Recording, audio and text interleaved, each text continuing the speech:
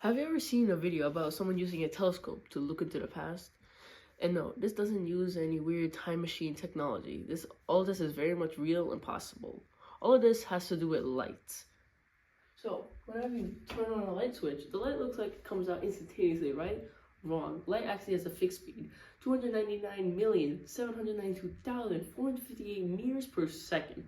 Now this sounds like an extremely fast speed, but it's not infinite speed. So if stretched over a long enough distance, light takes some time to go from one place to another. Let's look at an example. Say we have a huge clock that is the same distance away from the Earth as the Sun is. This clock would be 93 million miles away or 150 million kilometers away from the Earth. So the light coming from the clock takes time to get to Earth. So you would take the distance divided by the speed to get time, approximately 8 minutes and 20 seconds. Let's set the clock to 10 o'clock. When the light first leaves the clock, it carries the information of the clock showing 10 o'clock.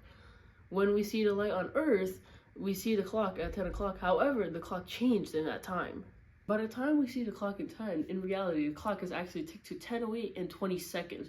So when we observe the clock, we're actually looking at it in the past. It's like taking in a picture of someone when they were young and then showing it to someone else a year later. The picture wouldn't have changed at all, but the person would have. Whenever we look deep into the universe, we can see stars as they were thousands, millions, or even billions of years ago. Take, for example, Betelgeuse, a very massive star that is expected to go supernova at any moment. It's 650 light years away from Earth, and if it exploded right now, we wouldn't know for another 650 years.